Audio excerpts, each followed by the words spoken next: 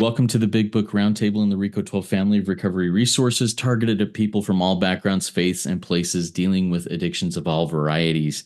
RICO 12 is also a resource for the loved ones of addicts. I'm Justin B., a child of an all-powerful and all-loving God and a multidisciplinary addict living in miraculous recovery, and am blessed to be the moderator of this roundtable where I get to sit around with David G. and Nikki M. and just learn and share and grow as we bask in the miracle of recovery one day at a time. I'll quickly further introduce myself. I'm the steward of this RICO 12 family of recovery resources. We've got a couple of other podcasts that we do. We've got some social media outlets that you can look into. And all of these things are supported by our listeners, by those spearheads, as we read in our last meeting. And that's what I call our supporters, as spearheads, people who are helping us progress and move this project forward. Thank you for all who do that. And if you feel driven to contribute, you can go look us up at the links in the show notes of the podcast and contribute there. Now let's introduce our panelists here. Nikki, why don't you introduce yourself first? Well, hello, everybody around the world. I am, according to my big book and our last episode, I'm an intelligent agent spearhead of God's ever-advancing creation, and I'm excited to be here serving everybody with a sincere desire, wanting nothing in return. Thank you. Thanks, Nikki. David, how about you introduce yourself too? Yeah, absolutely. Thank you, Justin, for your service as always. I'm David G. from Oklahoma, an alcoholic, addict of many sorts, and a recovered outlaw safecracker, as our book will say. So really, really grateful to be here today and be with you guys. Thank you. Love that. David, did you just say you're a recovered outlaw safecracker? Is that how you put that? I love that. That's great. Love that. Okay. As always, we dive into the big book of Alcoholics Anonymous and read several paragraphs and do some commenting and diving deep on the history of it, on the meanings of it in our own lives, our own experience, strength, and hope as we read through this. And we will continue on that. Today we pick up where we left off in our last episode. We'll pick up on page 49, starting with we who have traveled this dubious path. Everybody out there, grab your big books, your highlighters, pen, paper, take notes, dive deep, and take what works for you and apply it into your own recovery and your own life and see the results that happen. All right, here we go. We who have traveled this dubious path beg you to lay aside prejudice, even against organized religion. We have learned that whatever the human frailties of various faiths may be, those faiths have given purpose and direction to millions. People of faith have a logical idea of what life is all about. Actually, we used to have no reasonable conception whatever. We used to amuse ourselves by cynically dissecting spiritual beliefs and practices when we might have observed that many spiritually minded persons of all races, colors, and creeds were demonstrating a degree of stability, happiness, and usefulness which we should have sought ourselves. Instead, we looked at the human defects of these people and sometimes used their shortcomings as a basis of wholesale condemnation. We talked of intolerance, while we were intolerant ourselves. We missed the reality and the reality and the beauty of the forest because we were diverted by the ugliness of some of its trees. We never gave the spiritual side of life a fair hearing. In our personal stories, we will find a wide variation in the way each teller approaches and conceives of the power which is greater than himself. Whether we agree with a particular approach or conception seems to make little difference. Experience has taught us that these are matters about which, for our purpose, we need not be worried. They are questions for each individual to settle for himself. On one proposition, however, these men and women are strikingly agreed. Every one of them has gained access to and believes in a power greater than himself. This power has, in each case, accomplished the miraculous and humanly impossible. As a celebrated American statesman put it, let's take a look at the record. I think we're going to stop there. I think that's a good place to stop. I know I had it a little bit further on, but I feel good about stopping there if you guys are okay with that. Okay, and I'll do a little editing on this to make sure that it flows smooth. Let's take a look at the record. Okay. So let's jump in and, all right. So we had some good reading there. Nikki, why don't you start us off today in sharing a little bit about what you take out of what we read from those paragraphs? Well, thank you, Justin, for reading over us. And there's just so much. I mean, we could just sit on one sentence right here. We beg. The book asks us, they're begging us a lot, everybody. Just so you know, they're begging, they're urging us a lot. And to lay aside prejudice, even against organized religion. Now, my first set of steps, and pretty much my only set of steps that I've ever done, is with Cameron F. And the first time he took me through, I had to cross out God and write power. Because I was reminded, Nikki, no one comes in here looking for God. We're looking for power. I couldn't even look. I had such prejudice. And I know now it's all gone, of course, because during COVID, I got a tattoo on my neck that says God, a little too big for my liking, but it's there because I live for God now. And so, I had to lay aside my prejudice against everything, all religions. My dad is a Rastafarian who lives in a small island called Dominica. And I had to lay aside all of that because I had many prejudice against organized religions. And I love this too, where it says, faith has given purpose and direction to millions. I see that now. I couldn't see that before. I was too blacked out in my judgment, my fear, my anger towards organized religion. This line where it says, people of faith have logical idea of what life is about. That's true. See, I didn't know what life was about. I remember crying in my bed, literally crying like, alienation, take me away. The humans don't get me. I'm stuck here on this planet because I just didn't know what the hell was going on in my world. I didn't understand this disease of alcoholism. Better yet, I didn't understand this disease of self.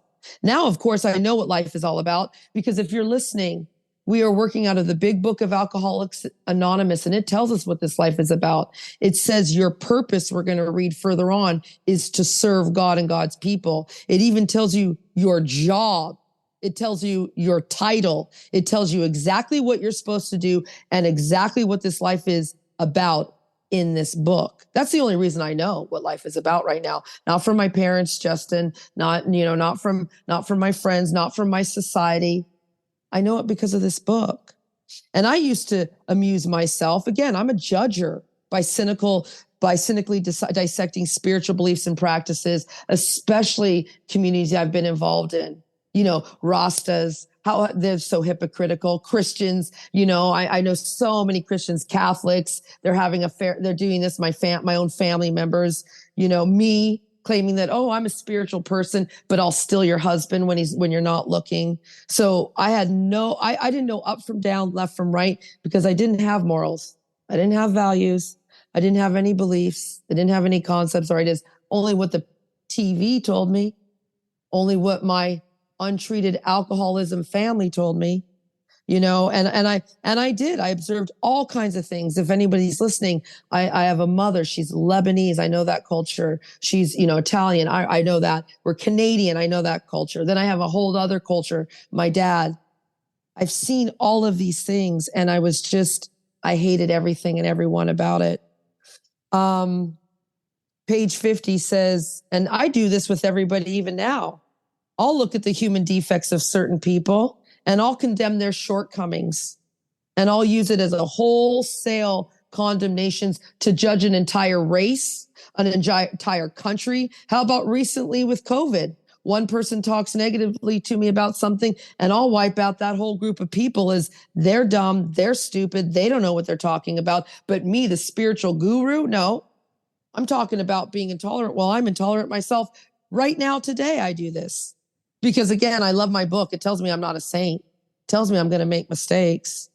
And so I miss the reality and the beauty of everything because I get diverted by something that my boyfriend says, and I can't even enjoy my vacation because he said something to me that I don't like. I've never forget giving the spiritual side. I don't even give the human race a fair side because I'm too busy in judgment. I'm too busy, looking at the ugliness of one thing instead of looking at the beauty of everything. I live here a lot, and I love that. I'm looking at people instead of looking at God. I spend a lot of time doing that, Justin. And here it tells me, in our personal stories, this is all everybody is, as David says a lot of the time, if you hear something you don't like and it disagrees with, and it doesn't line up with the what your sponsors told you, what your home groups told you, go with what you're learning with your sponsor and your home group. This is my experience, my strength, and my hope. So please remember that when you're hearing me, and I love this. The questions are for each individual to settle. See, this is a real, further on, we're going to read, it's better to meet God alone than with those who do not understand. This can be a very lonely experience and journey. It becomes amazing because you meet like-minded thinkers along this way. You see God in everyone, and you see God in yourself and everyone. But for a while, this can be very, very hard, because you have to look deep down inside. And it's hard to bring other people. But I love this. There's one thing that we can all agree on. We've all access and believe in this power. And it's an individual power. So make sure and we're going to read it. I love this next paragraph. We'll read it next time we're together, but it explains what it is. And basically it says, it's all races, all colors, all creeds. Everybody is welcome in this happy usefulness of this power greater than themselves. You just got to seek it inside. Deep down inside. I hope that's helpful. Can't wait to hear David. Thank you, Nikki. Yeah. So, David, what are some of the things you pull out of the reading we did today? Well, there's so much, and that's just a beautiful share, Nikki. Thank you so much, as always. And I just can't say enough. We're really not trying, and the book's not trying to change anybody's God. We're just trying to change the idea of God. That obviously hasn't worked for so many of us. And wow, we who have traveled this dubious path beg you to lay aside prejudice, not only to lay aside booze or men or women or relationships or drugs or the things that cause that. And that is my preconceived ideas. Organized religion, I love this. It says we learned that whatever the human frailties, and there's many, and I talked about this in an earlier episode, people that are wounded trying to teach us how to live godly ways, and it just doesn't work out too well, or it did for me. It says those faith have given purpose and direction to million. It didn't really say it gave an awakening, but it did give purpose and direction, and that's a good thing. That's a hell of a lot better than the way of life I was living. My mother is Pentecostal. My family has always been Pentecostal religion. And I just couldn't stand it. From the time I was big enough to even go there, I hated it. I didn't want to go there. And when I got big enough not to go, I never went back. And I would always laugh and make fun of them. I said, hell, I've been in bars that wasn't as wild as some of the shit y'all carry on with over there, and just make all of these, statements. And you could tell, it hurt them. But if I would have looked at their life, they wasn't sleeping around. They wasn't acting in it. They wasn't drinking. They wasn't drugging. They wasn't beating people to death with sticks in their hands. Hell, their life had purpose and it had direction. It says, people of faith have a logical, and here's the key word, idea of what life is all about. Hell, that's really what we're trying to do here. And so usually, it says, actually, we had no reasonable conception, whatever. I had a conception, it just wasn't very reasonable. In fact, it was very unreasonable, and it was the way I seen it or else. And I lived that way for years. I love it says they were demonstrating a degree of stability, happy, usefulness, which we should have sought for ourselves. Hell, people was going to work every day. They had a bank account. I seen them paying bills. Their electricity wasn't cut off. They still had running water in the house. I had none of these things. I was locked up. When I got out, I was, ended up in a relationship that went from bad to worse. And this is just the way we lived. Hell, I remember putting a large trash can at the end of the rain gutter of the house. When it rained, it'd fill it up, and that's how we would flush the stool. That's how crazy my life got under the lash of alcoholism. But yeah, I wanted to make fun of people who were living a pretty good life because of the way they believed in God and their religion. That's insane. to me today. So I looked at the defect of them. Not sometimes, always use their shortcoming as the basis of wholesale, and that means large quantity, condemnation, and that means strong disapproval. And so it's telling me right here, you're talking of tolerance while you're intolerant. You're missing the reality and the beauty because you're diverted. That's the key. I'm diverted from the ugliness of his tree. See, the beauty of the forest is God's universe, the life, the people that he is working through. My brothers and sisters in recovery, see, I'm diverted because I see your defects. I see that I catch you in a lie. So, man, I'm going to wear you out over that. Get ready. And beat you to death with the book, even though, my life isn't looking too good when I leave the rooms. What does my life look like from the time that I say the Lord's Prayer in a meeting to the time I say it's the Serenity Prayer in the next meeting? What does my life look like in those hours in between? I always tell guys today, you want to find a good sponsor that tells the truth, show up 30 minutes before the meeting and listen to the chit chat. Stay about 30 minutes after, listen to chit chat.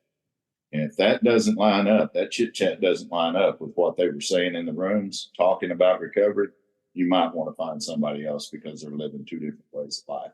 And that's the way we see it. That's the way I give the spiritual side of life a fair hearing today. It's not about what you say, it's about what you do. You tell me all this wonderful work you've done, but then I see that you act shitty to the waitress over at the restaurant. No, it doesn't line up. So, and I know I've been guilty of that, but I love this. In our personal stories, you'll find a wide variation of the way. Keywords, those two, the way. Each teller approaches and conceives of that power greater than himself. Approaches and conceives this power. See, I was always led to believe through religion you couldn't do that. There was only one way you could do that. And if you didn't do that, there was no other way. I've come to learn something different after being in recovery and going through this process over and over and over through the years. If you remember back on page 47, it tells us how we're going to approach. And if you look back over there for just a second, toward the end of that first or that second exercise there, it says afterwards we found ourselves seeming, at the start, this was all we needed to commence spiritual growth to affect our first conscious relation with God as we understood him. And then afterwards, we find ourselves accepting many things on faith. So over here, it's talking about approaching and conceiving the power. My God, I just didn't think that was possible for me. So whether I agree with any approach or conception, it doesn't make any difference here. If I'm powerless, the answer has to be power. If insanity is dominating my life, the answer has to be sanity. Both of those can be found, and we came to believe that a power greater than self could restore us to sanity. Not change my belief, or not change who God is, but change my beliefs about this God that I seem to be running scared of all the time. I fell in love with God as a result of going back through this process. I just want to share this real quick. About a year ago, at this time, I was in a bad way. I had found myself one more time in a bad way. And I was just hating life. And I had been through this process. I'd had a miraculous awakening. And I fell short on my laurels and I ended up in a bad place again. And I beat myself and beat myself and beat myself over that deal. I just did for the longest time. But I finally come to realize that this power is complete love, no matter what. It's complete love. And it's complete forgiveness and it's complete understanding. The issue comes is how do I forgive myself after I ended up in these behaviors one more time? And I think, what you read here today, we used to amuse ourselves by cynically dissecting spiritual beliefs and practices when we might have observed that many spiritually minded persons of all races, colors, and creed were demonstrating a degree of stability, happy, and usefulness, which we sought ourselves. We should have sought ourselves. And that's what I started doing. I just started seeking the power. I went back through the process again to get the heat off. And then once I got relief, like we always do if we go through this process, I was in a good place, and I said, all right, I want to go back through it at a much deeper level. And I want to get to the root and branch of some things that seem to continue to pop up after time goes by. And man, it has just been, that's why I said, I found some new ways to look at peer inventory. I found new ways to look at conduct, different things. And I tell you what's happened. And my wife has even told me, in the last little while, David, your energy is just unbelievable. Again, oh my God, I'm working 70 hours a week, helping an aging mother that is in her mid 80s now. I come home, I take care of the home, take care of the yard, do all this stuff. I got all this energy again. It's like I'm doing recovery all over again. You see, the situation, none of that changed, but my belief about how sorry I was, that changed. And I fell in love with God all over again. And man, what a powerful, powerful experience I've had. So I don't lie about that. I'm not going to tell anybody about that. David G, oh my God, David G damn sure make mistakes. Damn sure does. I tell you that. Go through this process. I don't care how spiritual you are. Rest on your laurels and quit helping God's people. Watch what happens. This deal's waiting. So anyway, today's a good day. Good day. Love God. Thanks. Thank you for sharing that, David. I really appreciate it. And I love the vulnerability and the willingness to share the solution through the problem. Beautiful things. All right. A couple of questions or thoughts that I'd like to throw at you to have each of you expound on a little bit more. Nikki, you talked a little bit about laying aside prejudice, even against organized religion. A lot of times, the phrase that I'll hear is, don't throw the baby out with the bathwater. Don't get rid of everything because of some bad apples. Talk to us a little bit more about your experience with that and how you apply that in your daily life as you interact with all sorts of people from all sorts of backgrounds. Okay, thank you. This is great. And David, thank you for your share. And I can't wait to see those fear sheets. There's always just so much stuff this is the never ending story, never ending experience here. And so I have to sweep. It tells me to come in here with literally an open mind. This again does not happen overnight. I have to sponsor. That's been my experience is I have to sponsor for a while because in sponsoring, then I get to see and have new experiences with other people and their gods. See, that's where my mind really blew open is from sponsoring. I would sponsor, okay, go here, Jews. I would sponsor a Jewish person in Israel, especially after COVID. And I'm like, oh my God, because I already had experiences with Muslims. I didn't know what the Jewish culture was about. That expanded it for me. I had experiences with people who are, yoginis are really great into their crystals and all these things. They would share their ideas and their conceptions of God with me. And then that would open up my mind further. And of course, the more I get into this book, it's so inclusive, this book. We're going to read next week how it's all inclusive, never exclusive to anyone who earnestly seeks his power. Or we're going to read it eventually in that. And it's just so, it's never ending. And there's so many layers to this. So how do I do that? Well, I get real humble every day. That's what I have to do. I don't know anything. Every day.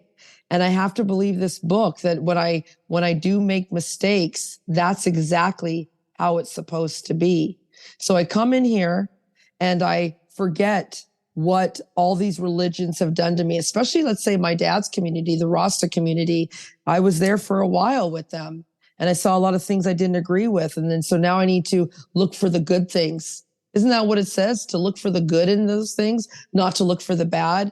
Because I really want you guys, I'm in a fellowship where people do watch me because I am in the middle of the herd and I don't do things perfectly.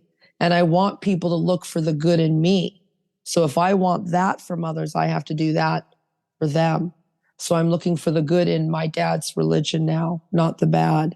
I'm looking for the good even in my, I became a member of a church of the Salvation Army, and not that I represent them in any way, no religious affiliations with anything, but that's where I volunteered myself during COVID. And they took me in when other places wouldn't because I'm unvaccinated. And so that helped me sweep away my prejudice because this was a group of people who were really walking the talk. They said, I remember when my pastor, they were told by the government, if they do not have a vax pass, they cannot come in the building. He went up to bat for me and he allowed me in. That's the Christian way. So then that helped because my experience with these people showed me they're going to let me into their life, even when, everyone has a seat at the table. So I guess I hope that's answering your question, is that stay here a long time, sponsor, and then that will lead you to other beliefs, other people, other religions, and then join other religious groups. I joined people with a yoga mat. I joined this community, and I wasn't a member. I just joined to volunteer, Justin, during COVID because I lost my job. And through that, I got a pastor. And then, through sponsoring, I got a rabbi. Through that, I got an imam. Through that, I got all these things. So I'm just so grateful to have this experience daily and learn new things and learn new religions. It's all through this program. Yeah, thank you, Nikki. And I have had similar experiences as my recovery network has expanded, that my eyes have just been open to so much to what my understanding of God is. And I anticipate and even crave further understanding. It's really cool. David, the question I have for you comes from the phrase of the key is recognizing that I am diverted and I'm missing the beautiful parts of life, the beautiful parts of recovery, the beautiful parts of what the world, whatever it is. Talk a little bit more about getting back on track when you get diverted by prejudice, by seeing the ugliness rather than the beauty. Yeah, absolutely, Justin. My experience with that is anytime that I relax on step 10 and 11, as it's outlined in our book, I'm going to be diverted. And usually misery is what brings me back. And maybe not even as much misery as disconnect. I know when I step outside the will of this power pretty damn quick. It's like I don't like the way I feel. I don't like the way that I'm judging people. I don't like the way that I'm resenting things. Fears are starting to creep back in. So, for me to get back in is the same thing I need to do with everybody that I sponsor.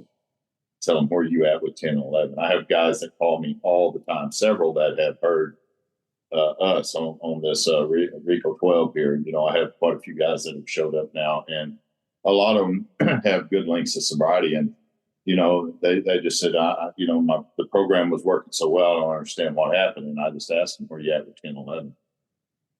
That's the key. It always has been for me. And, I've had a lot of people that don't like the way that I do that. People, that's too bad. That's not going to change. 10 and 11, anytime that I find myself out of sorts, that's where I need to go to. And if it's too bad, then I need to back up and do a little bit of writing, do a third step, do some writing and get to the core of this deal, get to the root of the branch. When I came to Alcoholics Anonymous in the early 90s, in all of the big books, the third edition was the circle with the triangle in the front of it. And a lot of people still have their sponsees draw and put that in there and different stuff.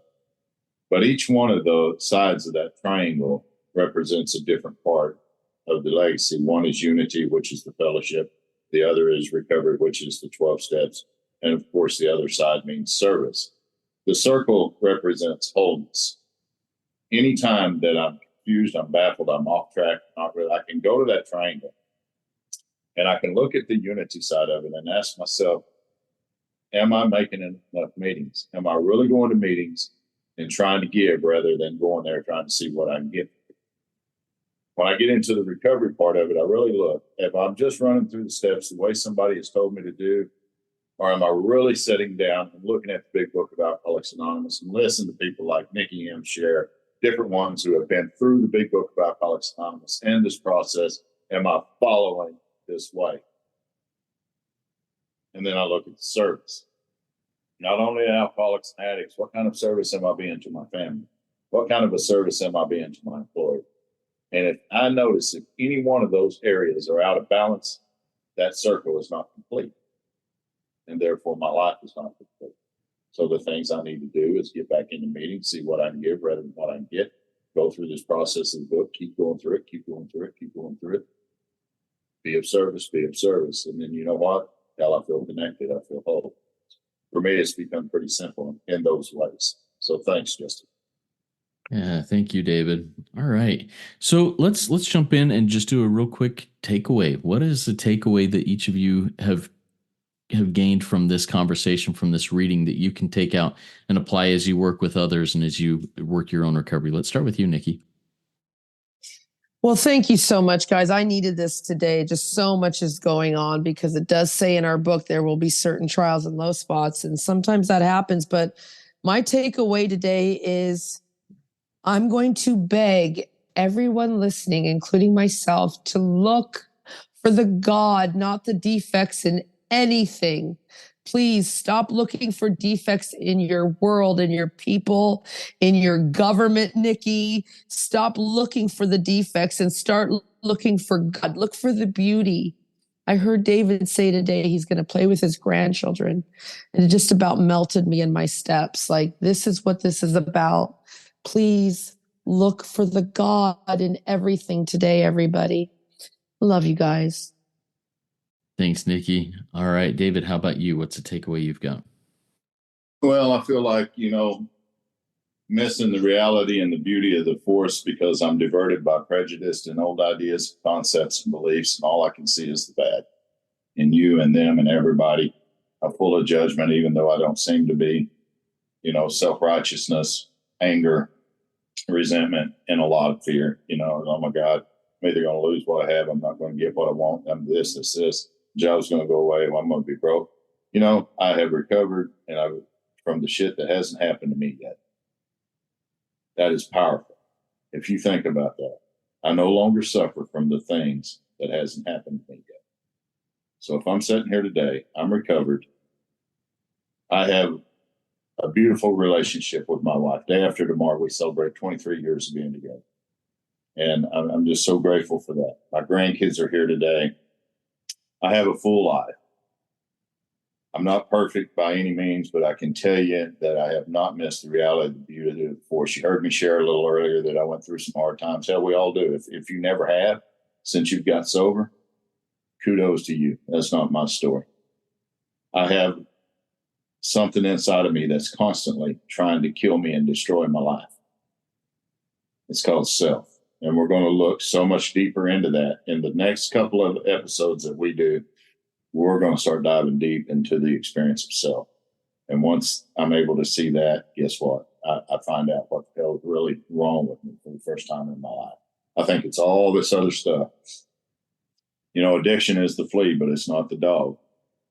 Addiction, the flea jumps from all around the dog, but the dog stays the same, and the dog is self. So good stuff. I'm grateful to be here today. Thanks. Yeah, thank you, David. I think my takeaway today just is the fact, and this is a fact in my life, that as I have allowed the scales of prejudice to fall from my eyes and allow I love what you said early on, David. The book is not trying to change God, just changing the idea of God, helping me open my eyes that the idea of God, how could I completely understand this infinite force, being power, whatever it is we want to call that, with my finite mind. And I think that's my takeaway, is just to continue to have that mind open so that the idea of God can continue to expand and grow no matter where the source is from. All right, everybody, just so grateful for David and Nikki as we join around this, as we have these conversations around this table and dive deep into the big book. Thank you all for joining us. And to learn more about RICO 12 and what we're doing and how you can support these projects, go to RICO12.com. If you have a question or anything you'd like to relay to us, send an email to RICO12pod@gmail.com. And to learn about any of the other projects that David and Nikki are involved in, check out the links in the show notes of the podcast and get into the work and experience the miracles of recovery. Join us in the fellowship of the Spirit and come trudge this adventurous and amazing road of happy destiny with us. Work it. You are worth it.